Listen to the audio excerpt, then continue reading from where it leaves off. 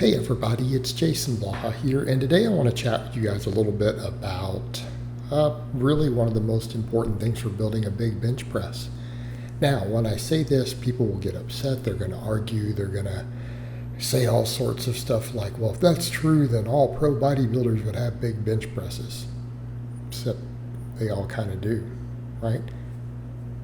Take all these guys winning in the IFBB at the Mr. Olympia and look at what some of these guys bench press. You'll see them incline benching 405 for a couple reps. Some of them repping 500 pounds on the bench press if they actually go heavy. So the counter argument when people say, oh, you're wrong, size doesn't equal strength, it doesn't reach strength potential. Well, there's your anecdote, so you're flat wrong. There you go. Then you look at the scientific literature. It's pretty overwhelming. Out of the big three, the bench press is the most correlated with body weight. Okay? Studies have known this for 20 years. You start looking at other studies showing the biggest factors in the bench press. It seems to be muscle size in the upper body. Now, primarily that does mean the bench primary movers, but I think there is a strong case to be made for your upper back and things. Okay, and I'll get into a minute of just discussing the primary movers. But when it comes to actually maxing, hitting a big max, big heavy lift, we do know upper back matters. What do we mean? We mean your traps. We mean your posterior delts. To some extent, lats. Why? Helps you control the bar. So you can put the bar where you want it easier. You're able to control the eccentric. You're able to control that bar path. And if you can do that, you're going to have a much better chance of getting the max that you want. But none of that moves it. So in other words, even if those muscles were not extremely well developed, and keep in mind they do help there. And again, always a point many coaches have pointed out over the years, they do help there.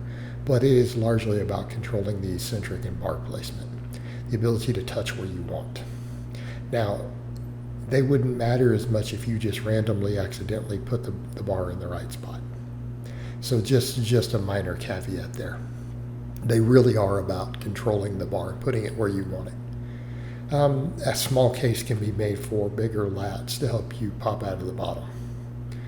And I don't think that point holds true to every lifter. I think it does matter about your bar path. It matters about your technique. It matters regarding your personal structures of your body. Some people actually do find it easier to get their lats against their triceps than others when they bench. And if you're one of those people, building bigger lats is going to help you pop it out of the bottom through external force. But all of that is still building muscle, isn't it? And at the end of the day, that's what we find. We find that muscle mass in the upper body, when you really look at the studies, just in general tends to produce a bigger bench press. Now, that being said, obviously you have your primary movers. What are they? Pectorals, delts, triceps. We can obviously make a case for certain parts of each of those muscles being more important than others, but they all matter. In other words, any size added to any of those muscles, irrespective of the head, is going to potentially help you on the bench press. So you should, if you want a big bench, you really need to maximize the size of the primary movers. And there have been lifters out there in the past who really focused on that with certain accessory work, who didn't even have big backs, who had insane bench presses. All right, I go back and look at the training of someone like Mike McDonald, I believe. I saw some stuff about his training approaches, and he actually didn't do as much back work and things as you would expect, given that the guy was benching over 500 pounds in the 181 decades ago. It's crazy. He spent a lot of time working on that McDonald bar and that deep stretch, and he only invented that because he couldn't get dumbbells heavy enough. I do have one. It makes me feel like I should probably use it more often. But you will see me through this video doing my heavier benching, then you'll see me doing rep work on the bench, incline benching, laterals, tricep extensions. Because really those sort of things are going to be our bread and butter. Okay? anything that grows these muscles. Anything that grows these muscles is going to bring your bench up. Okay? Incline bench is a great delt builder. In fact, I mean, if you have a delt weakness on the bench press, incline bench is fantastic for helping with that, because it's a phenomenal shoulder exercise, in addition to being an all-around good chest exercise too, particularly the upper chest. Right? Pinkies on the rings benching like I'm doing, which is a little wider grip where your wrists are stacked with a pause will build your pecs when you're doing rep work like I'm doing, like sets of 10 there. Yeah, it will build your pecs really, really quickly. A combination definitely build pecs. Again, if you do them right. All right, extra shoulder work. You'll see me doing lateral raises through here.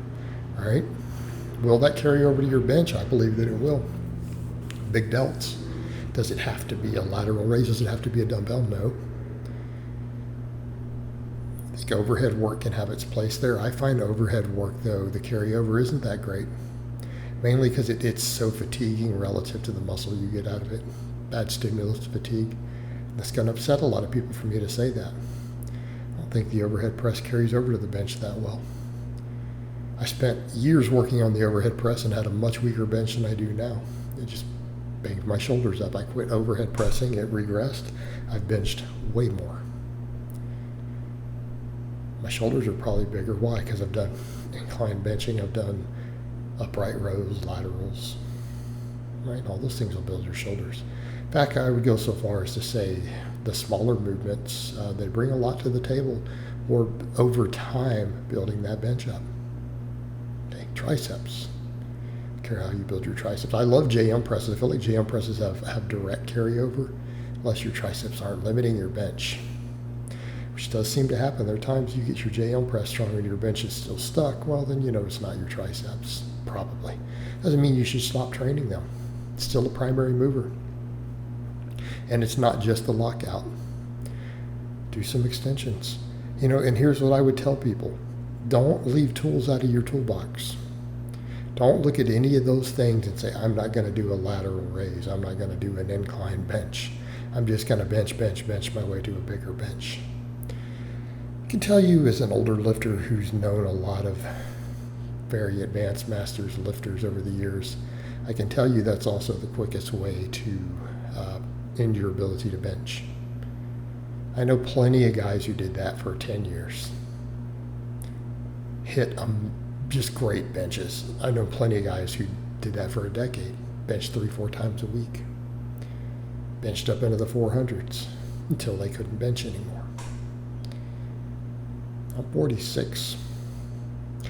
I'm just say play the long game. I don't recommend high frequency benching like that. I don't recommend doing endless sets of benching. Build the muscles up. Do enough heavy benching to learn the skill, to get the technique, to get the carryover and transfer. Okay? Do that. It's a good idea.